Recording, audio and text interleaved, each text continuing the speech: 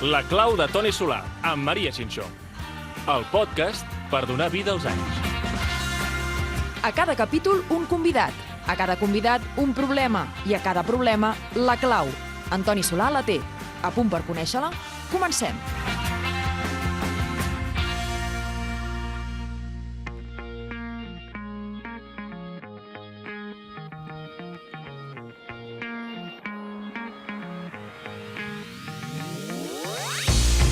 Avui ve a buscar la clau un noi de Terrassa, de 28 anys, és cantant i presentador. Va saltar a la fama en un concurs televisiu, Operación Triunfo, ha participat al Festival d'Eurovisió i, entre moltes altres coses, ens ha ajudat a menjar el raïm com toca fent les campanades de TV3. A banda de bona veu, el que el fa únic és la seva espontaneïtat. Miqui Núñez, benvingut a la clau. Moltes gràcies. Com estàs? Home, amb aquesta presentació, fantàsticament. Em sembla que l'hagi ben bé iaia. Quina meravella. Moltes gràcies. Què m'acabes de dir exactament? No, de coses boniques, de només dir coses boniques de mi. Pensava. Escolta'm, deixa'm saludar també el nostre solucionador, la persona que té la clau als nostres problemes, assessor en alimentació, benestar, esport, Toni Solà. Toni, què tal, com estàs? Bon dia, superbé. Jo dic sempre que si no tinc la clau la busquem. La busquem i la trobem. Aquí estem per això, per buscar la clau i per trobar-la. Vols començar amb un examen? Com? Sí. D'acord, som-hi. Què vols que digui? Que no? No, sí, som-hi, va. Què has esmorzat avui? Va, què has esmorzat? Doncs avui he esmorzat torrades de passa raïm amb... què era? Ah, sí, ous remenats. Bueno, 2 ous i 2 clares, o sigui, 2 ous i 4 ous en total, saps? O sigui, vull dir, 4 clares, sí, rovells. O sigui, els rovells te n'has deixat 2 i 4 clares. 4 clares. I llavors, pernil... Crec que era pernil dolç i formatge. Home, Déu-n'hi-do, no? Jo sempre esmorzo molt, fortament. Quina nota li posem, Toni, en aquest esmorzar? Superbé. Jo el que faria és posar un plàtan. puntet... Això, un plàtan també. Sí, em faltava la fruita. Això un era el que li plat de faltava. fruita ideal. Sí. Carai, o sigui... Ho veig superbé, i a més entenent que ell entrena fort, que hem estat parlant abans, i jo crec que està superbé. Avui teníem pendent anar a entrenar abans. Correcte. La idea era anar a entrenar i venir cap aquí. I al Però final... no ens ha donat la vida, Amb tant menjar que havia d'entrenar abans. No, que m'he llevat a les 7 del matí per esmorzar bé i deixar una horeta abans de venir cap aquí, tal, no sé què, i quan m'he aixecat no podia moure les cames perquè vaig anar a CrossFit ahir i no em puc moure. Llavors també s'ha de saber quan parar. Sí, exacte. S'ha de saber quan descansar. I era important aquesta part, no? Aquesta ingesta proteica només de començar el dia, aquests hidrats de carboni, o sigui, fantàstic. Per tant, un 10 ara mateix li poses de nota. El tema del líquid, no sabem si ha begut molt o He begut aigua. Val. Jo sempre em bec com mig ampolla d'aigua. Clar, una de les coses que ens passa és que quan dormim perdem aigua. O sigui, això a vegades no hi pensem i quan estem dormint anem transpirant i anem perdent líquid. Llavors sí que és important, i més en el seu cas, hidratar-se bé, perquè si no comencem ja deshidratats al matí. És millor esmorzar i beure aigua o beure aigua el primer? Jo sempre bec aigua al primer, em llevo i... Seria bastant indiferent. D'acord. Sí. Ah, mira. El tema és no beure massa. Si bevem molt, el que pot passar és que la digestió sigui més complicada, però seria beure molt. Bueno, sí que és important amb els cantants beure molt, perquè les cordes vocals aquí sí que s'afecten, i més amb aquests tutes que es fan, no? Aquests maratons que fan durant l'estiu, i aquesta importància de... I que ara estàs en plena gira, per tant estàs en plena marató en aquest sentit. Ara entrarem en tots aquests melons que acabeu d'obrir, però ho dèiem també a l'inici, no? A cada capítol un convidat, a cada convidat un problema que té la seva clau, té la seva solució, i en el teu cas, Miqui, jo crec que el problema, si hem de parlar en aquests termes, no va començar fa cosa d'uns 10 anys, aproximadament. Situa'ns què és el que et va passar en aquell moment. A veure, jo durant tota la vida he estat bastant en desacord amb el meu cos. El que passa és que parlant últimament amb el meu psicòleg en els últims anys, parlant-li de tot el que em va passar a l'adolescència, perquè fem com que anem enrere i tal, em va dir, tu amb 18 anys vas patir un TCA. I no només un, sinó que vas ser anorèxic i vas tenir bulímia. Clar, li vam posar nom a coses que jo no sabia que eren ben bé. Llavors, principalment això és el que va passar fa 10 anys, que jo no me n'he donat fins fa saps? D'aquelles coses que em passaven se'ls hi pot posar un nom i se li pot posar també una solució o una clau, espero, i anar fent, sí, això. O sigui, en aquell moment tu pateixes anorèxia i bulímia i no n'ets conscient, dius? No, me n'entero quan li explico al meu psicòleg d'ara perquè tu quina relació tens amb el menjar, perquè sempre és com...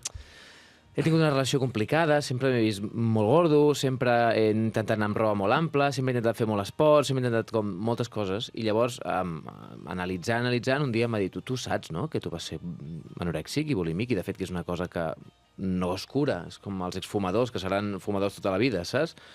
I dic, hòstia, doncs sí, no sé, si agafes els punts i llegeixes i tal, potser sí. Això és així? És una cosa que no es cura? Un cop has passat un TCA, el tens per sempre? Has de conviure amb ell i tenir les eines per gestionar-ho i ser conscient. Però és bastant comú, o sigui, no és una cosa que sigui estranya. Es calcula això, 400.000 persones a Espanya tenen algun trastorn de la conducta alimentària. Que se sàpiga. Que se sàpiga. I si contem l'obesitat com un trastorn també, que no està allà, però podríem comptar-ho, i llavors ja és exagerat. Ja es multiplica. Sí. Clar, o sigui, tots tenim una mica de mala relació amb el menjar, Llavors, el que passa quan això et penalitza coses de la vida és quan hi ha aquí el problema. I, bueno, és un tema a tenir-ho en consideració i agafar-ho d'hora, no?, i ser conscient d'això i gestionar-ho. Agafar-ho d'hora, diu el Toni. Tu no n'eres conscient, per tant, no sé si vas poder agafar les regnes o com te'n vas adonar que allà hi havia un problema i que havies de fer alguna cosa. O sigui, la cosa és que jo vaig començar una noia des de molt, molt jove, no sé si tenia 12 o 13 anys, vam estar junts fins als 18, gairebé 19. Déu-n'hi-do, quina relació més llarga. Molts anys. Clar, jo vaig créixer amb ella a la meva adolescència, els primers cops d'absolutament tot van ser amb ella, de tot. I quan em va deixar, quan tenia, doncs això, gairebé 19 anys, jo me n'adono en aquell moment, dic, buah, tio, no m'estimarà ningú. El meu cap en aquell moment pensa, jo, què collons m'han d'estimar, si jo estic gordo, si no sé què, si tal. Llavors decideixo deixar de menjar, decideixo, doncs, cada dia mirar-me al mirall 250.000 vegades, inclús decideixo algun dia intentar tallar-me un tros de carn de la panxa per veure si així... Sí. A veure si així d'aquesta manera doncs m'aprimo. Perdona. O sigui, vas agafar... Sí, vaig pensar, amb aquest ganivet es talla el pernil i es fa més petit. Jo en aquell moment, fins que me'n vaig adonar que era una tonteria, enorme, però vaig arribar a tenir el ganivet a la mà i tot, sí. I vaig pensar, bueno, doncs fem-ho, total, després quedarà cicatriu, a més la cicatriu es quedarà dura, i tot això ho vaig pensar, Per tant, ja no m'engreixaré per aquella part del cos. Perfecte, o sigui, superbé. Clar, llavors tot això li explico a la meva mare un dia, i em diu, però i què més has pensat? Dic, bueno, doncs un dia vaig intentar vomitar, el que passa és que no em surt, i mira, jo he pensat, perquè clar, si jo menjo i després vomito, és com si no hagués menjat, però he disfrutat menjant. Llavors la meva mare va dir, hòstia, Miquel, quan fa que et passa això? Perquè nosaltres sabíem que des de petit sempre has volgut fer molt esport i portar roba ampla i coses així, però no sabíem que havia arribat a aquest punt. I llavors em va dir, doncs el que farem serà anar al psicòleg i una nutricionista. I apuntat al gimnàs. Vols apuntar al gimnàs? Ves al gimnàs, ves a la nutricionista, però fem-ho bé. Si tu vols fer un canvi realment i t'anirà bé per tu, fem-ho bé. Clar, jo crec que aquí ell va trobar la clau sol, que és explicar-ho a la família, explicar-ho a la mare. En molts casos passa que s'amaga per por, perquè no vols que et parin això que estàs fent, que creus que t'és positiu. El que passa que llavors t'és molt negatiu. I moltes vegades sol passar, especialment, és molt habitual amb noies, més amb noies que amb nois. Sí que la disfòrmia, que seria l'alteració de la nostra percepció, és molt igual amb nois que noies, però en els casos de bulímia i d'anorèxia és més habitual amb noies. I solen ser un perfil de nois molt intel·ligents. Aleshores també és més difícil que les enganxin, perquè ho fan molt bé, de dissimular. I creuen aquestes estratègies perquè creuen que això els anirà bé per estar millor. I aquí és on està el problema, que entren en aquesta dinàmica negativa, i aquí és on els pares sí que han de ser conscients de veure coses estranyes, no?, comportaments estranys, i començar-ho a treballar i veure-ho. Començar-ho a treballar, ell parla de 3 potes, que són psicòleg, nutricionista i esport. Sí, exacte, el psicòleg aquí sí que és el que ha de portar la batuta, no? Que ha de buscar l'arrel del problema. És com tot. Entenc que és trobar un bon psicòleg i un bon professional, com tots els àmbits, que n'hi ha de molt bons i altres que potser no són tan bons. Què et va passar? Jo vaig tenir molta sort amb la nutricionista, perquè Mireia Garcia es diu, de Terrassa, feia la selecció de waterpolo, tenia un col·lega que jugava a waterpolo i feia natació. Llavors, com que jo volia fer esport, la noia em deia, tu has de menjar, perquè tu has de fer esport. Què i com i quan ja ho decidirem, però tu primer, tal, això. Llavors, en comptes d'ensenyar-me dietes, em va fer pautes nutricionals i em deia, tu si has de fer esport has de menjar carbohidrats i quan acabes de fer esport una hora abans t'has de fotre proteïnes i tal, i sempre hi ha d'haver-hi greixos i això, llavors em va ensenyar a menjar. Em deia, tu pots dinar fora cada dia si vols. El que passa és que de primer t'has de demanar un plat de verdures i de segon un tros de el que sigui a la planxa amb una miqueta de carbohidrats. I després de postre, si hi ha opció de fruita o iogurt, també no et fotis la crema catalana o no et fotis tal. Llavors em va ensenyar a menjar, cosa que em va anar molt bé. Et va donar eines. Exacte. Et va donar eines i et va ensenyar que al final el que necessitaves a l'inici, que era aquest desconeixement de tallo o pernil, perquè crec que això, si tu tens les eines, el coneixement del teu cos, com funciona, què passa, és molt més fàcil de gestionar-ho. Clar. Per tant, el coneixement és clau, el coneixement i bon coneixement. I bon coneixement. La nutricionista va bé, però... El gimnàs també molt bé, perquè jo anava una mica obsessiu, també. Anava tots els dies jo al gimnàs, hora i mitja, potser no calia, fins i tot, si no podia aquell dia, em llevava a les 5 del matí, perquè anava al McFit i l'obrien a les 5, llavors una mica arribar a un punt d'obsessió. Clar, aquest és un problema també, no? Que l'esport és molt sa, però que pot arribar a donar la volta i portar-nos cap a l'altre extrem. No és culpa de l'esport, és la mala gestió d'aquest esport, no? O el que estàs buscant tu darrere d'aquest esport, que és una mica el problema, no? Si vols cobrir una necessitat amb l'esport, malament. Exacte. Has de pensar que l'esport ha d'ajudar en aquest benestar global. I ha de ser una eina, no? I un dels problemes que tenim avui també és que només pensem en el físic. Volem estar guapos, volem estar forts, volem estar bé, però hem de pensar que ha de ser l'efecte secundari de fer les coses bé. No és l'objectiu estar físicament bé, sinó que ha de ser l'objectiu estar saludablement bé, que estiguis a gust amb tu, i que l'efecte secundari serà que físicament estaràs bé, perquè passarà això si ho fem tot bé. Sí, sí. I si fem això, que és fer la volta una mica al revés, i tenir coneixements, no? Quan parlem... L'altre dia, un altre episodi, la Maria va dir una cosa que és vull guanyar pes. No, com era? A veure, ara no sé per on vas. Com ho vas dir? Perquè va fer gràcia. Vull engreixar-me, perquè volies guanyar alguna de massa muscular. O sigui, tu volies dir vull guanyar massa muscular... No deia clar, que m'havia engreixat, sí. Sí, m'he engreixat perquè el fer força. Clar, el concepte no és aquest, no és engreixar-te, és guanyar massa muscular. I segurament, si guanyem massa muscular, el que faràs és que aquesta massa muscular... Sí, i el tenir més múscul, tenir més mitocondris, que són el que cremen el greix. O sigui, l'única manera de cremar greix no és no menjar, sinó que és que el múscul, aquestes calderes que tenim a dintre, cremin greixos. I és fer però si ho entenem, és molt més fàcil de gestionar-ho. Sempre hi ha límits que necessitarem que un professional ens guiï, ens ajudi. Però en molts casos es salva amb coneixement. Collons. Hi havia l'última pota que deies... Sí, el psicòleg. No va anar bé. No, perquè vaig intentar anar al psicòleg de la Seguretat Social i a part de que van donar-me hora al cap d'un mes i mig, vaig arribar allà... ¿Qué te pasa, Arillo? I vaig dir, mira, tal, em passa això... ¿Cuántos años tienes? Dic, mira, en aquell moment crec que tenia 19. 19? Tu estàs creixent. Què esmorzes? No, doncs, ara ja intento esmorzar. Tu pots esmorzar colacao, si vols, però en comptes de 2 cullerades, posa't-en una. Què menges? Tu pots menjar macarrons, si vols, però en comptes de menjar-te 3 plats de macarrons, menja-te'n 1 i mig, nen. I, a veure, que vingui la... Tu veus que aquest noi està gordo? A veure, treu-te la samarreta. Tu creus que aquest noi està... Sí, amb una infermera allà. No està... Veus com no estàs gordo? Vinga, va, si t'ho diu una noia guapa que has d'estar gordo. Ostres, quin nivell! Llavors allò va ser com... Tot va anar pitjor. Llavors vaig pensar, vale, psicòleg no, me'n vaig a nutricionista que em faci... La meva mare i el meu pare em faran de psicòleg i els meus amics i faré esport. Però és que al sortir d'Operació Triunfo sí que vaig anar al psicòleg i llavors va ser quan em va dir que durant aquella època el que jo patia eren TCAs. Sí, vas aconseguir trobar en aquell moment ja sigui un psicòleg amb qui t'hi vas sentir còmode, va entendre-ho després, exacte, sí, després sí. Clar, això passa a vegades, passa en molts àmbits, que a vegades pensem, no, però el professional ens ho salvarà tot i potser aquest professional no té les eines o potser no tenia el coneixement específic en aquesta àrea. I hem de seguir buscant, o sigui, no ens hem d'estressar, hem de seguir buscant fins a trobar un professional que realment ens ajudi i ens acompanyi. Es parla entre el 2 i el 3% de la població té aquesta disfòrmia, aquesta alteració de la nostra imatge, però és que si pensem tots una mica, tots ens valorem pitjor normalment del que estem. O si tu et mires al mirall al matí, et veus bé i a la tarda et veus malament. Però si ets tu mateix, ets tu mateix, si no has canviat.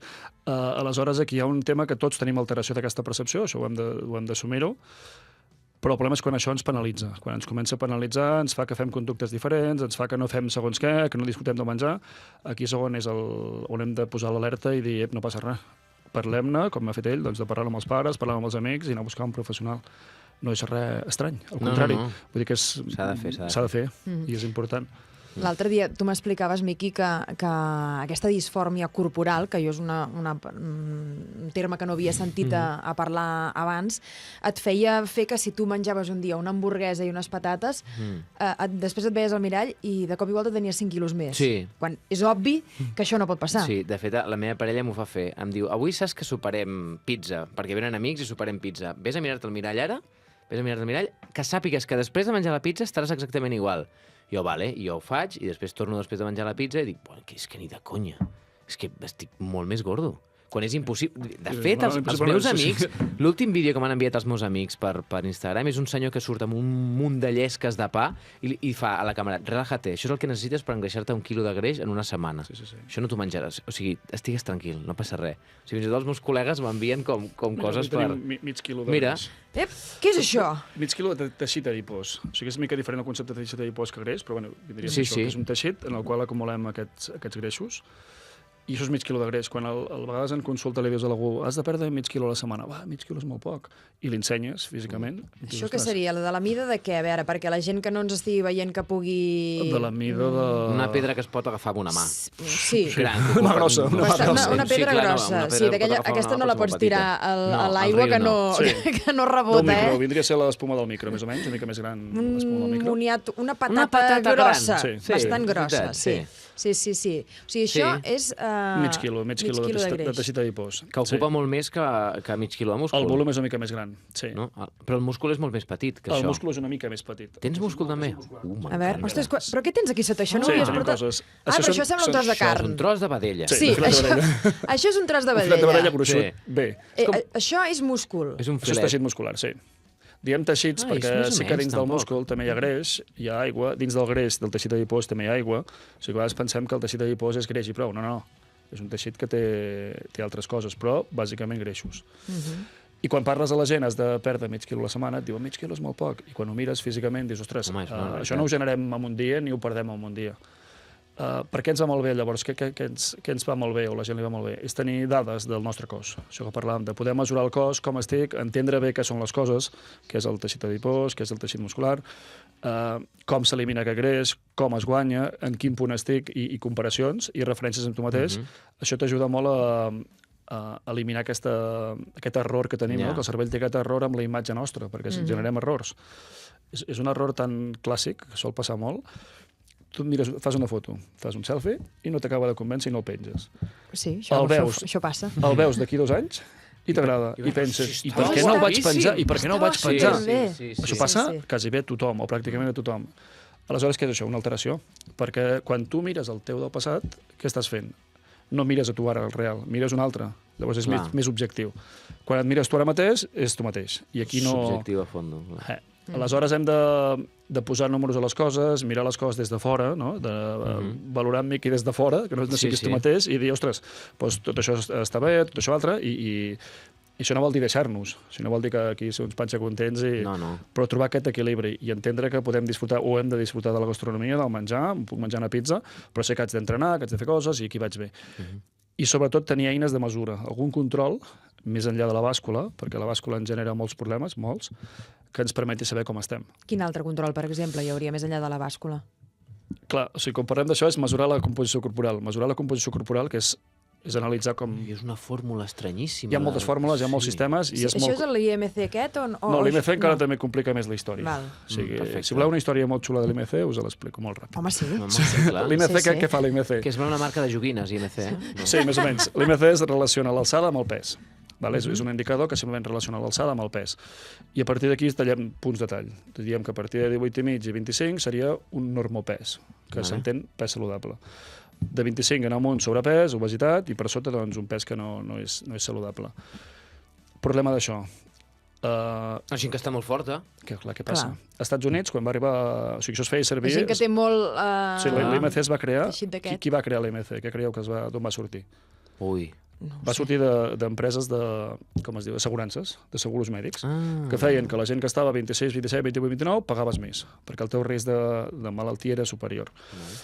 Aleshores, es va posar, era un rang de diners. Per tant, els que estaven en una zona eren gent que gastaven menys de salut. va arribar a la guerra, als Estats Units amb quina guerra va ser, la de Vietnam, que aleshores havien d'enviar gent cap a la guerra. I tots els jugadors de futbol americà, tots van quedar exclosos de la guerra. Perquè estaven obesos. Quan físicament eren els millors. Mira, si tu haguéssim acabat ràpid aquella guerra, Clar, o sigui, els millors teòricament atletes quedaven fora. Per què? Perquè tallaves en un punt que la gent que estava forta quedava fora. Per tant, això no ens serveix, l'IMC. Hem de buscar algun altre... Ens serveix a nivell poblacional i per poder identificar. Però quan parlem d'ell, de tu o de mi o d'una persona en concret, no. Necessitem coses que siguin més reals de què estem passant amb aquesta persona i comparar-la. Llavors, tenim diferents metodologies. La majoria són complicades, perquè estem mesurant una persona que està viva. Una màquina, a mi em posen una màquina així. Tenim sistemes. Una cosa tan senzilla com això que parlàvem... Has portat molts gadgets avui, a veure. Sí, són molt senzills. Sí, tot això ho podeu veure a través de les xarxes socials, a YouTube... Sí, ho penjarem. Hi ha diferents gadgets, però aquest és molt senzill, que és simplement agafem, quan agafem un plec, agafo un plec algú, estic mesurant pell i teixit adipós. Això es pot fer ara mateix? Es pot fer ara mateix. Ho vols fer tu? Sí, a quina part del cos? Cuidado, La que tu vulguis. Amb el braç? Vale. Va, em trec la dessuadora. Perfecte. A veure... Perquè estic començant a suar, en realitat. És una excusa, només. Doncs, això és senzill. Llavors és molt senzill. Ara, té una tècnica que s'ha de fer bé, perquè si no generem errors. Per tant, sí que ha d'haver un professional que t'ho faci i que estigui ben mesurat. A veure, no sé ni com es fa, aixeca't. Jo també m'aixeco? T'acostaré el micròfon. Jo no m'aixeco. Farem de forma poc tècnica, però en servim... L'altre braç? Ara els càmeres estan patint... Ai, que això no es veurà bé. Aviam, què? El que agafem és un plec, que estic agafant pell i teixit adipós, i mesurem. I el que estem mesurant no fa mal, No. Exagerat, però no fa mal. Llavors... Fa una mica d'angúnia, poder, o no? No. És un passiu. Sí, res. I això el que ens dona és informació del teixit adipós, d'aquesta quantitat. He agafat pell i greix. Aleshores, la pell, quan ens aprimem engreixem, no canvia, el que canvia és el greix. Per tant, si ara feia 4 mil·límetres i d'aquí un mes fas 2, has baixat greix. Clar. I si en fas 6, doncs t'has engreixat. Encara que m'expliqués, ho he fet superbé. No, sap greu, però no. Doncs és un mètode que és relativament senzill, directe. El tema és que s'ha de fer bé, perquè si jo t'ho faig malament, et genero un mal rotllo. No, clar. Llavors hi ha professionals que mesuren bé i que podem validar bé aquestes mesures. A mi, personalment, tinc alguns que em fan bé i amb aquests em mesuro. I si no, m'ho faig jo mateix, a vegades. Saps allò que dius, perquè algú m'ho faci malament? No, perquè et genera dubtes. No, clar, sí que t'ho pots fer tu mateix, però nosaltres tenim una mica més de complicació. No és només professional, però hi ha molts professionals que ho fan molt bé. I llavors és una manera per controlar el teixit adipós. I tenir idees, hi ha altres maneres, com la densiometria, hi ha altres sistemes que són molt eficients. Les bioimpedàncies que comprem a casa... No, és de casa, és de la nutricionista. Aquí sí. Ell ho fa bé. Ell ho fa bé. No, i ha fet molt bé les recomanacions, va escollir molt bé una nutricionista que tingués molta relació amb l'esport, perquè és la manera d'entendre bé els dos pilars. I amb l'esport i amb el... perquè faig esport als concerts, més que res. Ara, posem-hi música. I tiraria enrere el temps, ho donaria tot per reviure un sol moment del que tu i jo vam ser. L'eufòria d'aquells dies quan tot anava bé, Tiraries enrere o no tiraries enrere? Ui, no, estic bé, no estic. Ja està. Pasado pisado. Exacte. No, a veure, ara ho deies, en els concerts fas molt esport, no tenim molt de temps ja per explicar exactament tot el que s'arriba a gastar en un concert, però sí que m'agradaria fer un exercici. Val. Jo diré aliments... Sí. I tu em dius, Toni, si són bons perquè els mengi durant o abans d'un concert, més aviat... Però fa coses que estan molt bé, I si ell ho fa? Sí, però... Val? A veure, per exemple, una cosa que hi ha als concerts, cervesa. Cervesa va bé o no va bé? No seria el més interessant. Deshidrata més que hidrata. En prens? No, home, no. Cervesa, llavors, un concert. Mai. Cerveses. Iogurts i lactis. O sigui, no és que siguin dolents ni molt menys, però probablement abans d'un concert no ho recomanaríem. Sí, no em senten gaire bé, és com que no tornen una mica. No ho posaríem per evitar possibles molèsties, tot i que molta gent se li posa bé, no hi ha problema, però ho evitaríem. Perfecte. El que s'intenta abans és una dieta que per reduir el reflux gàstric, per reduir la pirosis, la cremor, per no afectar les cordes vocals. I això passaria per...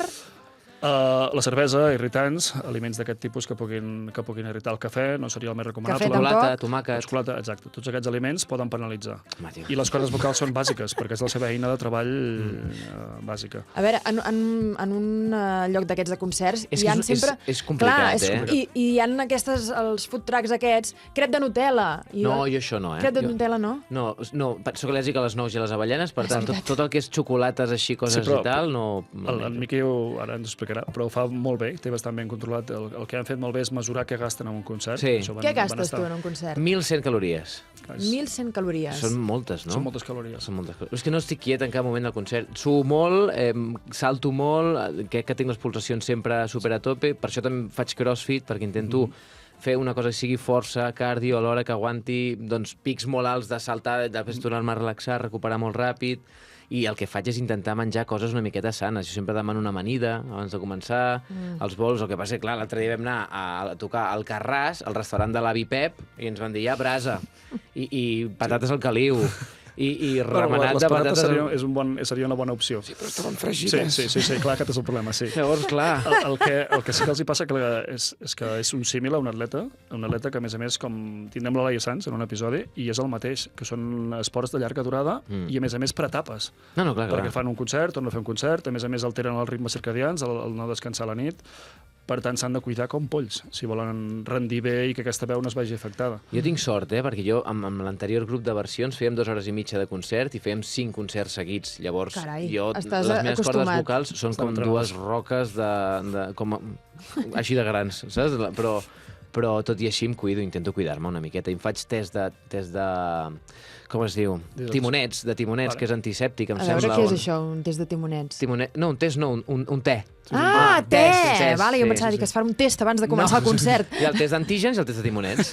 Llavors, doncs, depèn de quin dones positiu, pots cantar o no. I tu sempre dones sempre que pots cantar. Sempre amb timonets. Sempre positiu amb timonets. És curiós, però hi ha evidència, hi ha estudis amb nutrició i cantants. O sigui, no molta, però hi ha estudis que ajuden a això de determinar el que perden de líquid, el que haurien de recuperar, i crec que molts cantants no ho fan tot el bé que es podria fer. I beure aigua sobre l'escenari. Sí. Que hi ha cantants que beuen cubates i beuen cervesa i penso, passa bastant sovint, sí. Hòstia, jo no podria, Jo és que necessito aigua, o sigui, Per nassos, o sigui, per nassos al final, el rendiment al final ha de baixar per nassos, o sigui, aquesta força que puguis tenir o aquesta mobilitat ha de ser menor, tot l'inflamació de les cordes vocals... Es mou menys que jo. Però tinc un dubte, amb tants tests de timonets i aigua i tot això, no t'estàs fent pipí durant tota l'estona? Faig pipi abans de pujar a l'escenari, a la mitja hora abans de començar, als 15 minuts abans de començar, i quan ja tiren la base d'estar començant a sonar tot... Estàs fent pipí? Estic fent pipí. Val, perfecte. No, queda clar. Això és bo? És una bona senyal d'hidratació.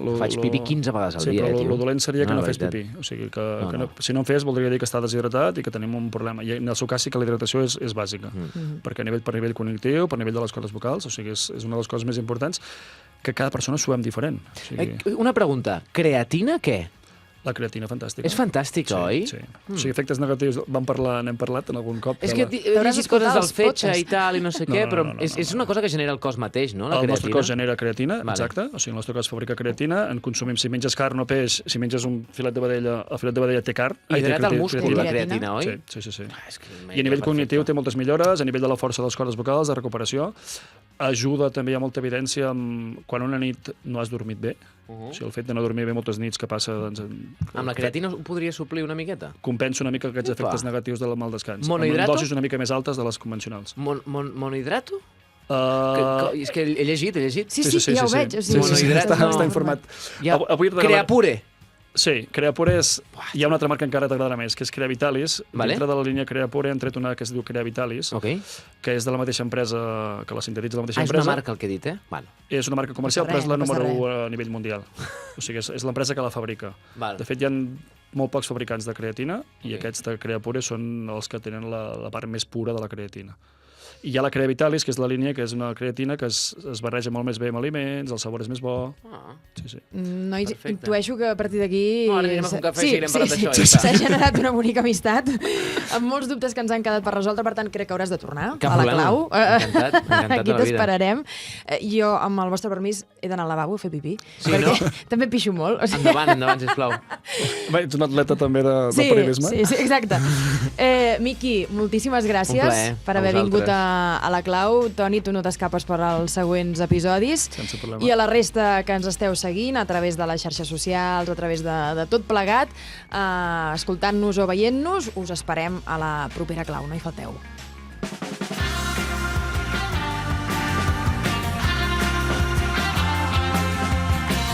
La Clau, femení. Allò que cal conèixer per entendre una cosa, per saber-ne la solució. A cada capítol, un convidat. De cada convidat, un problema. I per cada problema, la Clau de Toni Solà. El podcast per donar vida als anys. Estàs a punt per la propera Clau? T'hi esperem. I recorda que també pots descobrir el secret per viure amb més qualitat a tonisolà.com i al perfil @ToniSolàPérez d'Instagram. La Clau de Toni Solà és una producció de Divic.